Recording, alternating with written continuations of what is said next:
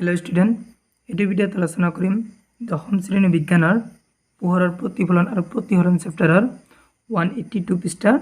उदाहरण 10.4 तो आमी समाधान करिम। आगर भिडिओत 10.1 10.2 और 10.3 समाधान करा आछे तोमालोक भिडिओटो चाइ लबा। मैं सुविधार कारणे कि करिছো एक्सट्राকৈ लिखि लैছো 10.4 तो 2 सेन्टिमिटार उच्चतार बस्तु एटा 10 सेन्टिमिटार फकास दৈৰ্ঘ্যৰ उत्तल लेन्स एखনৰ मुख्य अक्षर लम्ब भावे रखा हल। लेन्सर परा लक्ष्यबस्तुर दूरत्व 15 सेन्टिमिटार। प्रतिबिम्बर प्रकृति अवस्थान और आकार निर्णय करा। यार विवर्धन उलिया कि कैसे एटा आमाक 10.4 तो तुम्हारा अंक करिब दिसे कि হয় फार्स्ट চাব লাগিব लेन्सर। लेन्सर तो कि लेन्स उत्तल लेन्स। हाँ आमी फार्स्ट बुझि लও अलप। एटा চাবা एटा हल आमार उत्तल लेन्स मैं लिखि लैছো दे। एटु चाइ लও एटु हल उत्तल लेन्स ओ आलोक केन्द्र f1 c1 2f1 f2 c2 2f2 माने ओ आलोक केन्द्र और f2 इहतर माजर दूरत्व किनि कब फकास दैर्घ्य किस्मल f आकारे बुझा हल। एटु लिखार कारण आछे माने उत्तल लेन्सर क्षेत्र f भैलुटो कि हबो प्लस हतो माने माइनास हतो प्लस हतो केनेকৈ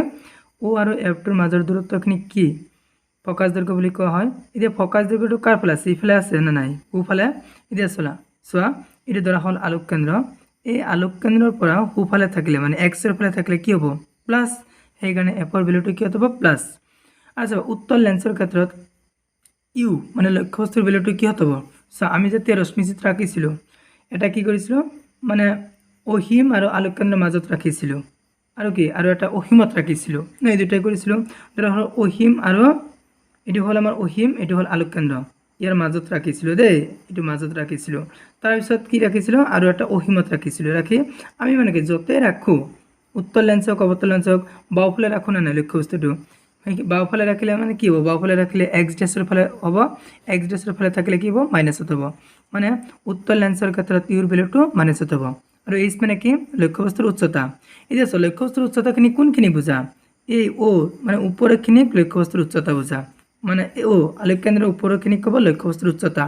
এতিয়া ওর পৰা উপৰখিনি মানে এটো চোৱা তোমালোক ওৰ পৰা উপৰখিনি মানে কাৰ ফালে আছে ওৰ ফালে থাকলে কি হ'ব প্লাস মানে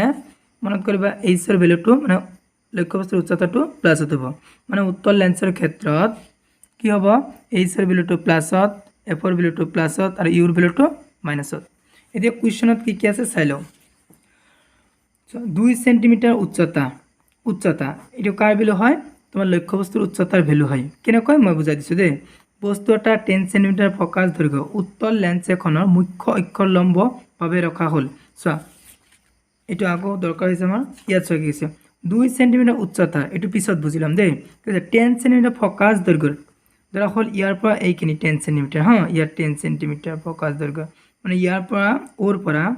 এফৰ মাজৰ দূৰত্ব হল 10 সেন্টিমিটাৰ। উত্তল লেন্স এখন এটো উত্তল লেন্সৰ মুখ্য অক্ষর কোনটো এটো হল মুখ্য অক্ষর দে মুখ্য অক্ষর এটো মুখ্য অক্ষর এই সরল রেখাটো মুখ্য অক্ষর লম্বভাবে রাখা হল মানে এই 2 সেন্টিমিটার উচ্চতাটো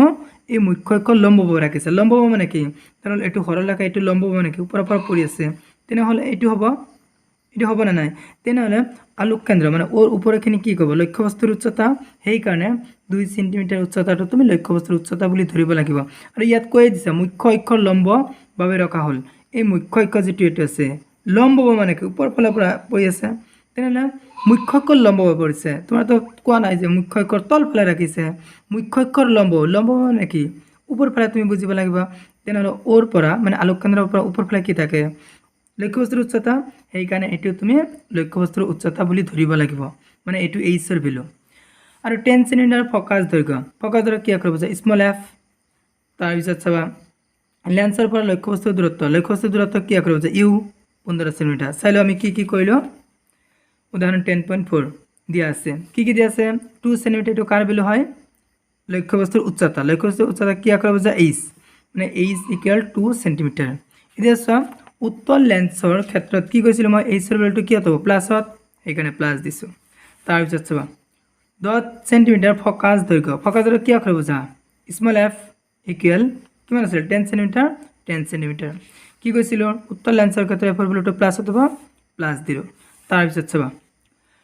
লেন্সৰ পৰা লক্ষ্যবস্তুৰ দূৰত্ব কি আখৰে বুজা ইউ ইকুৱেল কিমান আছিল 15 সেণ্টিমিটাৰ উত্তৰ লেন্সৰ ক্ষেত্ৰত কি ইউৰ ভেলুটো মাইনাছ অথবা সেইকাৰণে মই মাইনাছ দিছোঁ তাৰপিছত চাবা প্ৰতিবিম্বৰ প্ৰকৃতি প্ৰতিবিম্ব কি আখৰে বুজা বি ইকুৱেল হোৱাট হ'ল অৱস্থান আৰু আকাৰ নিৰ্ণয় কৰা আকাৰ নিৰ্ণয় কৰিবলৈ আমি কিহৰ ভেলু ল'ম এইচ ডেছ ইকুৱেল হোৱাট ইয়াৰ বিবৰ্ধন উলিয়া বিবৰ্ধনক কি আখৰে সূচায় এম ইকুৱেল হোৱাট হ'ল এতিয়া আমাৰ কিহৰ অংক দিছে এইটো উত্তৰ লেন্স মানে লেন্সৰ সূত্ৰটো ইয়াত প্ৰয়োগ কৰিব লাগিব সো আমি কি কৰিলো চাই লওঁ অংকটো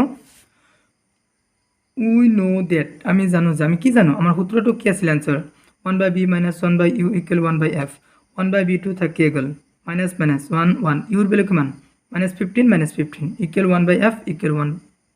এটো 1 আহিল এফৰ ভেলুটো কিমান 10 এটো 10 1/b 1/b - প্লাস 1/15 ইকুৱেল 1/10 এতিয়া চোৱা তুমি কি কৰা 1/b 1/b2 থাকিয়ে গ'ল ইকুৱেল 1/10 এটো কি হৈ আছে প্লাস সমান অংশ নিফালে গ'লে কি হ'ব মাইনাস 1/15 মানে প্লাস 1/15 হৈ আছে সমান অংশ নিফালে কি হ'ব মাইনাস 1/15 হল এতিয়া চোৱা তুমি 1/b ইকুৱেল চোৱা 10 আৰু 15 লহাগো 30 10 30 ৰ ভিতৰত 3 বাৰ 3 1 গুণ 3 মাইনাস 15 30 ৰ ভিতৰত 2 বাৰ 2 1 গুণ 2 1/b ইকুৱেল তাৰপিছত চাই লওঁ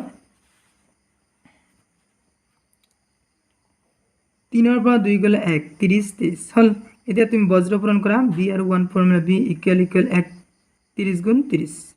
কি আছিল আমাৰ সেন্টিমিটাৰ হল এতিয়া চোৱা আমাৰ প্ৰতিবিম্বটো কত অৱস্থান কৰিব হেতু আমি লিখিব লাগিব প্ৰতিবিম্বটো আলোক কেন্দ্ৰৰ আনটো ফালে 30 সেন্টিমিটাৰ দূৰত্বত গঠন কৰিব হৈ গল আৰু প্ৰতিবিম্বটো কি হ'ব প্ৰতিবিম্বটো হত আৰু উল্টা হ'ব তাৰ পিছত চাই লোৱা যিহেতু আমাৰ এইচ ডেছৰ ভ্যালুটো ওলাব লাগে এইচ ডেছৰ ভ্যালুটো আমি উলাই দিব লাগে দে এতিয়া চোৱা তদুপৰি m ইকুৱেল h ডেছ বাই h ইকুৱেল b বাই u h ডেছৰ ভ্যালু দিয়া নাই সেইকাৰণে থৈ দিলো h ৰ ভ্যালু কিমান আছিল আমাৰ h ৰ ভ্যালু 2 এটো 2 ইকুৱেল b ৰ ভ্যালু কিমান পালো আমি b ৰ ভ্যালু আমাৰ ওলাইছিল 30 এটো 30 u ৰ ভ্যালু কিমান -15 হল সো 15 ৰ ভিতৰত একবাৰ 30 ৰ ভিতৰত দুইবাৰ h ডেছ আৰু 1 ফৰ্মুলা h ডেছ মাইনাস ইকুৱেল 2 2 গুণ 4 এতিয়া h ডেছৰ আগত মাইনাস থাকিব নোৱাৰে হ্যাঁ আমি মনে মনে এটা মাইনাস লম মাইনাস মনে মনে মাইনাস ধৰা হল এটো ললো এই মাইনাসে প্লাস ইয়াত প্লাস দিব না লাগে h ডেছ ইকুৱেল ইয়াত একোৱে নাই মানে কি প্লাস মাইনাস প্লাসে -4 সেন্টিমিটাৰ হল এতিয়া h ডেছ মানে কি প্ৰতিবিম্বৰ উচ্চতা আমি প্ৰতিবিম্বৰ উচ্চতাটো কিমান পালো -4 সেন্টিমিটাৰ এটো লিখিলো দে এটাকে প্ৰতিবিম্বৰ উচ্চতা h ডেছ ইকুৱেল -4 সেন্টিমিটাৰ তাৰ পিছত আমাৰ কি ওলাব দিছিল তাৰ পিছত বিবৰ্ধন নো m ৰ ভ্যালুটো আকো বিবৰ্ধন কি আখৰ বুজা m ইকুৱেল b বাই u b ৰ ভ্যালু কিমান পাইছিল আমি 30 u ৰ ভ্যালু কিমান পালো আমি -15 আমাৰ দিয়া আছিল কোৱেশ্চনত -15 to -15 15 30 ৰ ভিতৰত দুইবাৰ